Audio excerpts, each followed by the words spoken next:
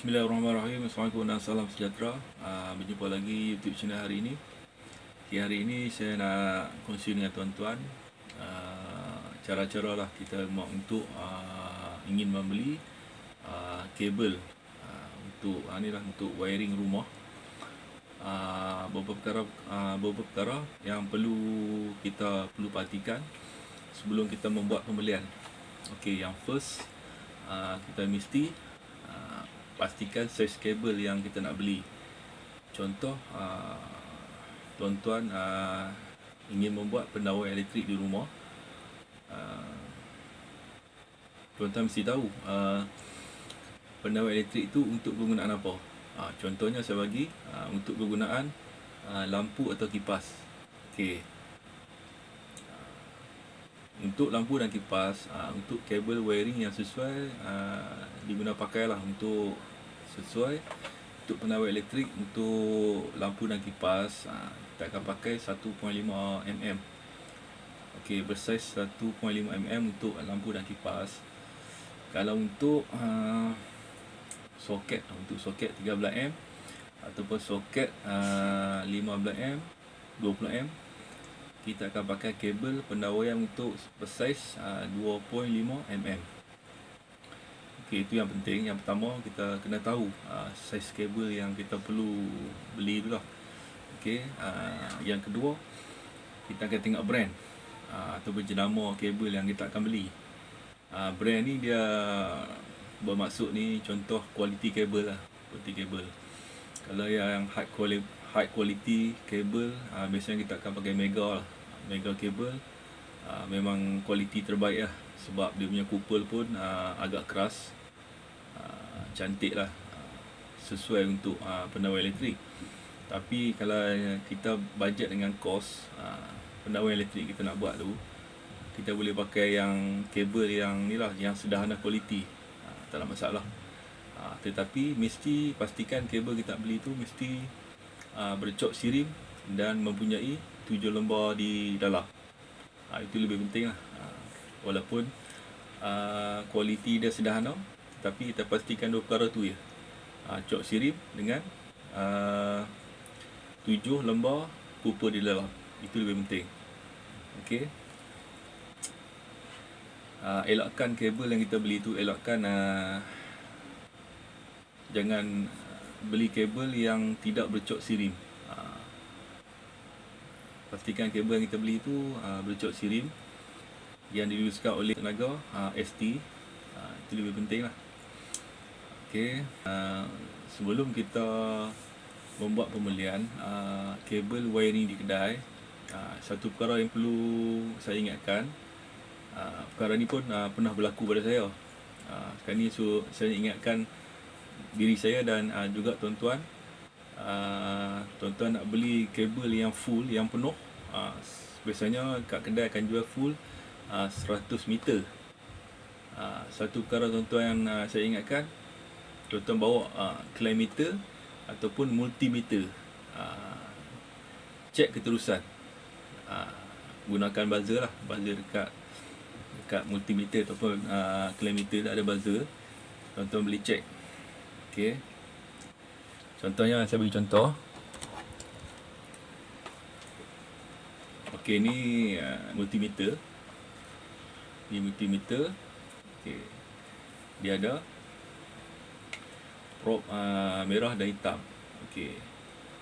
Tuan-tuan pusing. Okey, pusing. Okey, dapatkan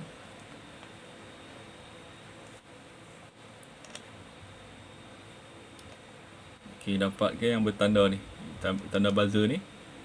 Okey.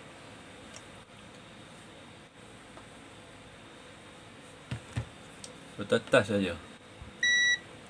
Bermaksud probe merah dan hitam ni berfungsi lah. Okey. Macam tu juga kalau kita nak test keterusan untuk kabel wiring. Okey, saya tunjuk satu contoh. Ini kabel yang saya nak test ni, saya nak tunjuk kepada tuan-tuan lah. Ni ibaratnya tuan-tuan bayangkan kabel ni panjang lah. Panjang 100 meter panjang dia. Okey, dia bergulung.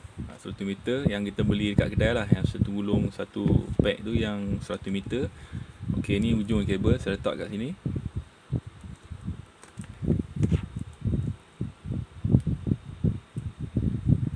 Okey, satu kabel dekat sini.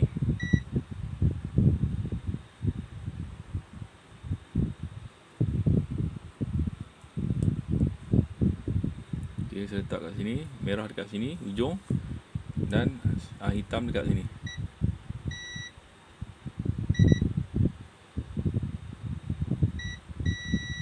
Okey, ni bermaksud kabel ni tidak ada kesan putus lah, bermakna bersambung. Dia punya cooper ni bersambung.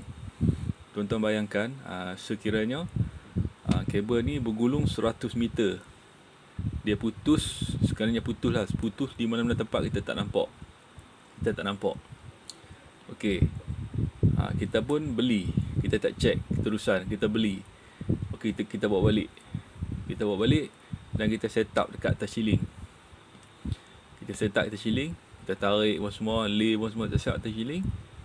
Tiba-tiba dah siap lay pun semua, kita nak test. Okey, kita nak test penawar elektrik yang kita buat tu, kita nak test sebelum kita finishing lah, nak siap, nak serah pada ni lah, customer dah siap pun semua. Tiba-tiba kita dapati kabel kita tu putus, tak berfungsi. Dia punya supply dia pun masuk, tapi dekat dia punya pendawai elektrik di terus ke beban lampu yang ni tu, contohnya lampu ke kipas tu tak hidup. Kita check dekat switch bawah hidup, dekat lampu tak hidup. Okey, itu jadi satu masalah lah. Kita nak check balik ataupun kita akan tarik kabel lain. Itu jadi satu masalah dan menyukarkan kita lah, merugikan masa kita. Lebih selamat, saya ingatkan sebelum terjadi ni, saya pun pernah berlaku pada diri saya. Saya ingatkan lah diri saya untuk tuan-tuan bawa lah kilometer ataupun multimeter, cek keterusan di kabel tu. Lepas ni saya akan tunjukkan tutorial cara-cara nak cek inilah keterusan pada kabel wiring lah, kabel wiring 100 meter ni. Okey, selamat menonton. Wiring. Okey, ni kabel wiring. Okey, so kita beli kat kedai lah. Okey, satu bungkus ini adalah 100 meter. Okey,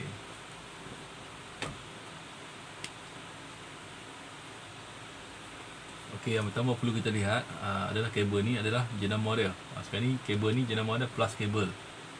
Okey, full cooper. Saiz kabel ni 1.5 mm. Okey, dia punya voltage dia 450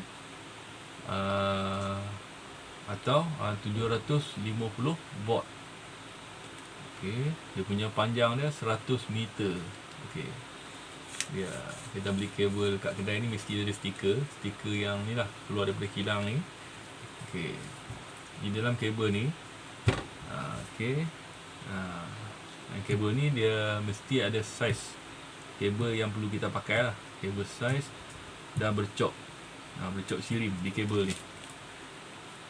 Okey, kita nampak lah cok sirim ni kecil. Kalau tuan-tuan perhatikan lah, dia ada kat sini. Setiap dia punya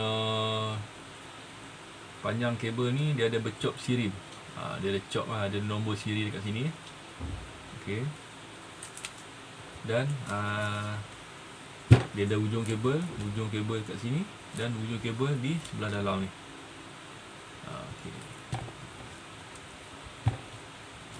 Okey, yang pertama perlu kita lihat sebelum kita meninggalkan kedai atau hardware kita beli tu lah. Okey, yang pertama tuan-tuan mesti lihat jenama kabel yang tuan-tuan nak beli. Okey, saiz kabel. Okey, ataupun warna kabel yang tuan-tuan perlu. Tuan-tuan nak beli tu yang 3 perkara tu tuan-tuan perlu lihat lah, yang selalunya lah. Okey, satu lagi perkara yang penting perlu kita ingatkan, keterusan untuk kabel yang kita nak beli ni.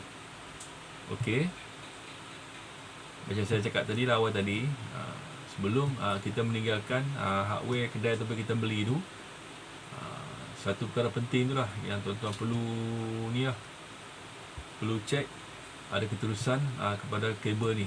Kita tak nak kabel yang kita beli tu di dalam lingkaran kabel ni 1 meter ni, saya tak pasti ada putus dekat mana sebelum kita meninggalkan hardware ataupun kita dah tarik kabel di atas shielding.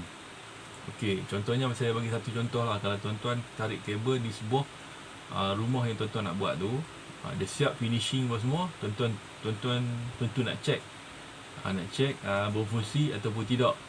Sekiranya untuk lampu terkipas yang tuan-tuan yang pasang tu, kabel yang tuan-tuan tak check, tiba-tiba tidak berfungsi, supply di bawah hidup, current masuk, tetapi dekat beban yang tuan-tuan pasang tu, current tu tak sampai. Itu akan menjadi menyekarkan kerja kita lah. Masalah melambatkan kerja kita. Kalau macam tu, kita perlu tarik kabel yang baru. Sebelum perkara-perkara tu berlaku, yang pertama, tuan-tuan check. Sebelum tuan-tuan meninggalkan hardware tu, tuan-tuan check. Tuan-tuan perlu bawa kilometer ataupun multimeter. Saya selalu beli kabel. Satu perkara yang penting saya bawa, saya akan check keterusan kabel yang saya beli tu. Sebab sebelum ni pernah berlaku pada saya. Kali ni saya nak berkongsi dengan tuan-tuan lah, nak ingat, semua mengingat untuk diri saya dan juga tuan-tuan. Tuan-tuan bawa lah kilometer ataupun multimeter. Tuan-tuan, okey, yang ni multimeter yang saya bawa ni. Okey, tuan-tuan hanya pusing saja sini, macam ni, tuan-tuan pusing sampai ke dia punya ni, ada lambang buzzer kat sini. Okey, tuan-tuan check, tuan-tuan test dulu prof merah dan hitam ni berfungsi ataupun tidak. Okey, sekarang ni prof dengan hitam ni berfungsi dengan baik. Okey, di kabel yang tuan-tuan beli, tuan-tuan mesti check. Tuan-tuan tengok sebelah dalam ni, kabel ni di dalam lingkaran ni, mesti dia punya hujung ada dekat sini.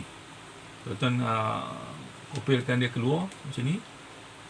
Okey, yang sebelah luar ni, mesti yang hujung dia di dalam stiker ni ataupun di luar macam ni. Macam saya, yang saya check dulu, saya beli kabel ni, dia berada di dalam stiker ni.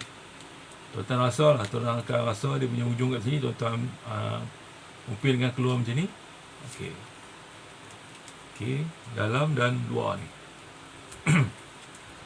Okey, tuan-tuan dah pusing ni, dia test tadi prof merah dan hitam dah berfungsi. Tuan-tuan hanya tak macam ni je. Sini hujung. Okey, ini bermaksud lingkaran kabel 100 meter ni tidak ada inilah kesan putus. Itu lebih menyelamatkan kita lah sebelum kita meninggalkan hardware yang kita beli tu. Itu satu perkara penting yang ni lah saya nak ingatkan tuan-tuan lah, dan juga saya. Okey, sebelum kita